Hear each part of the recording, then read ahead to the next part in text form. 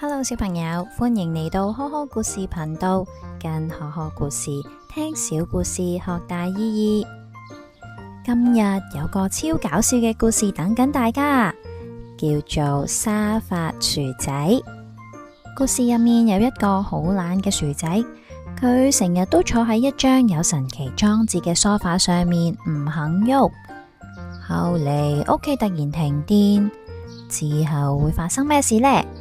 我哋快啲坐定定，一齊聽下佢嘅大冒險啦！The Couch Potato， 沙發薯仔，作者 Jory John， 繪圖 Petey Oswald。大家好啊，我係一個薯仔啊，我呢就唔似哥哥咁細粒，又唔似媽媽咁係一個番薯，又唔係叔叔咁係一個薯蓉。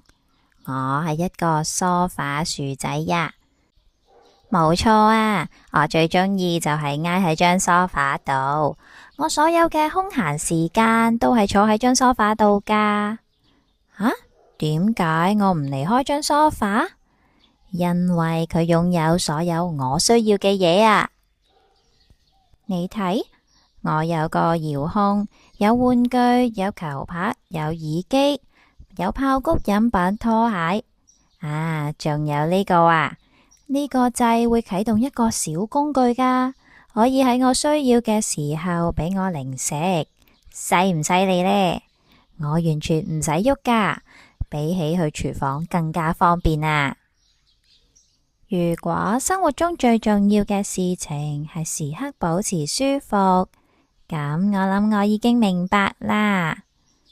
好舒服啊！但係等等，仲有我仲有嘢未介紹噶。呢度就係我眼前睇到嘅嘢啦。你望下周圍，係咪好壯觀呢？係啊，呢一片就係閃閃發光嘅熒幕海洋啊！由一邊牆到另一邊牆，幾開心，幾幸福啊！呢啲熒幕會一路播放住我最鍾意嘅節目，仲會顯示一啲我未睇嘅信息。喺我打機嘅時候，都係望住前面嘅熒幕就可以噶啦。仲有我仲可以睇住朋友做直播添啊！Hey Couch Potato， 嘿，你點啊？呢個係我同朋友們度過美好時光嘅方式啊！咁樣比起以前要約出嚟見面，容易得多，方便得多啦。係啊，就喺呢張梳化上面，我可以隨時控制生活嘅所有嘢，淨係需要撳幾個掣就得噶啦，幾好咧。係啊，呢個就係生活啦。至少我一直都係咁諗啊，直到有一日，有啲奇怪事情發生咗啊！你好，送貨嚟噶。呼呼，呢個係我最新嘅設備啊，係一部攝影機啊，等我可以睇返自己睇節目嗰陣嘅反應。我要做嘅就係插上個電掣，咁我間房就變成我嘅王國啦。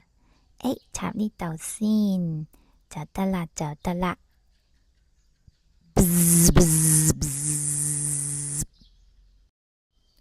哇，咩事啊？做咩突然間黑晒噶？出去睇下先。嘣！撞親啦！我終於行到個窗口旁邊，打開個窗簾。個太陽好似比我記憶中更加殘眼啊！屋企停電，冇咩可以做，所以我決定帶我隻狗出街散步啊！我都已經好耐冇同佢出去散步啦。出面嘅全部嘢都好生動啊！比起屋企嗰個高解像度熒幕更加真實啊！係咩味道啊？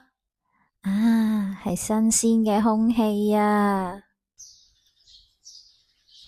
係咩聲音啊？我聽到啲接接接聲喎，唔通係電話鈴聲？但係又冇啊！原來係樹上面嘅雀仔啊！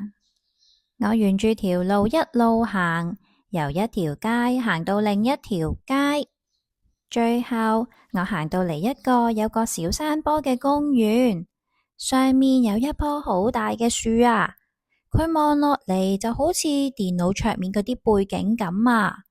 不過呢一棵樹係一棵真實嘅樹。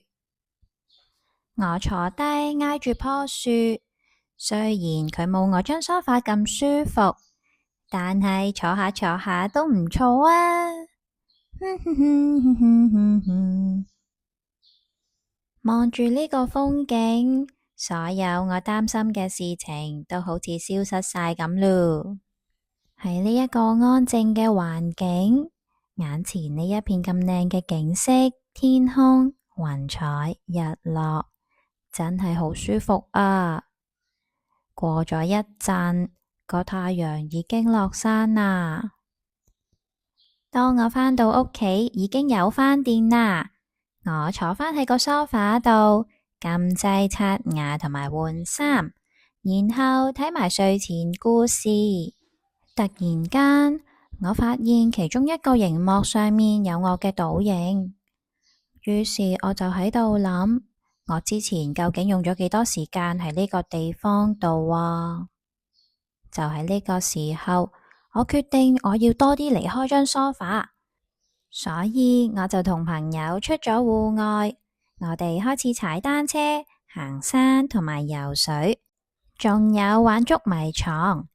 有時我哋仲會分享零食，一齊捉棋，一齊傾偈傾成日㗎。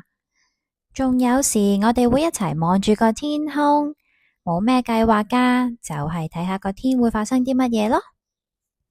呢啲事情都令我反省返，如果我唔係成日都要完全地舒服，咁會點樣呢？當我喺我嘅小工具同埋出邊嘅世界之間取得更好嘅平衡嗰陣，我會唔會更加開心呢？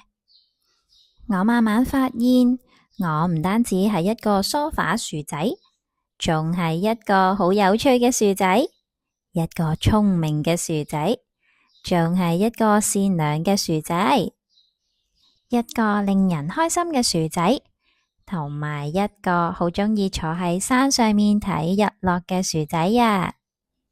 係啊，呢個世界好大㗎，我好想親自再去探索多啲啊！但係唔好誤會我嘅意思啊！喺漫長嘅一日結束嗰陣，喺我同朋友跑步、玩、傾偈、笑完之後，瞓喺梳化上面休息，實在係太好啦！